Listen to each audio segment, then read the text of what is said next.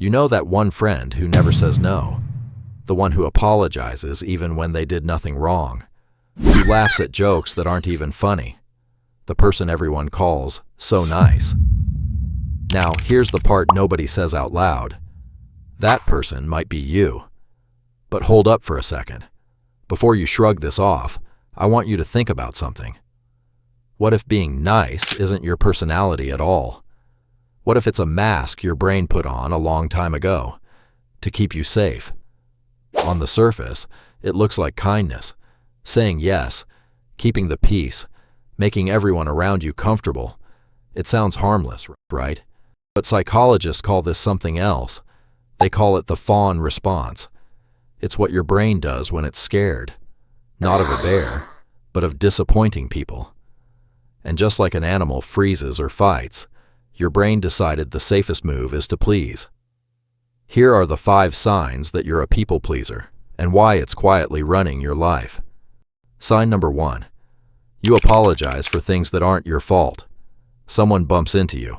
You say sorry. The Wi-Fi is slow. You say sorry. You exist in the same room as another person, and somehow you're the one apologizing. Sound familiar?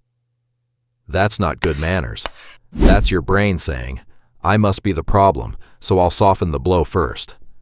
Every sorry is a tiny way of shrinking yourself so nobody gets upset at you. Sign number 2. You can't say no without writing a whole explanation. A friend asks for a favor. You don't want to. But instead of a simple no, you spiral. You give 5 reasons, you soften it, you offer alternatives, you apologize for even bringing it up. Here's the kicker. A simple no feels like rejection, so your brain treats it like danger. It thinks, if I say no, I lose them. So you say yes, and quietly resent it. Sign number 3. You change yourself to match whoever you're standing next to. Around one group, you're loud and funny. Around another, you're quiet and agreeable.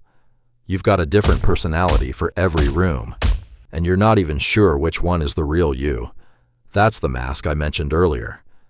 The problem is, when you constantly wear it, you start to lose what's underneath. You're surrounded by people, but you feel alone, because they're laughing with the version of you that isn't real. Sign number 4. Socializing drains you in a way it shouldn't.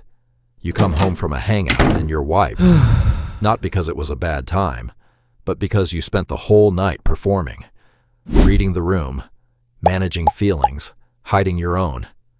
That's not relaxing. That's emotional labor. Being around people shouldn't feel like a job.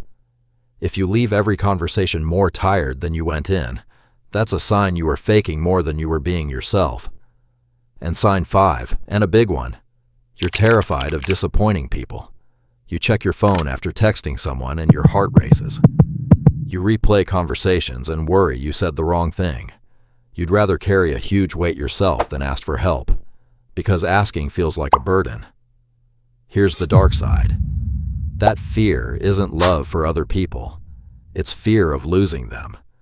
And when you live your whole life trying not to disappoint anyone, you end up disappointing the one person who actually matters. You. So here's the truth nobody wants to hear. People-pleasing isn't kindness. It's a survival strategy. Your brain decided a long time ago that keeping everyone happy keeps you safe. And it worked, for a while. But the cost? You. Your wants, your boundaries, your real self. All of it. Quietly given away to keep the peace. And if any of this is resonating with you, please know that this isn't a character flaw. It's a pattern, and patterns can be broken. The person who never says no ends up with nothing left to give.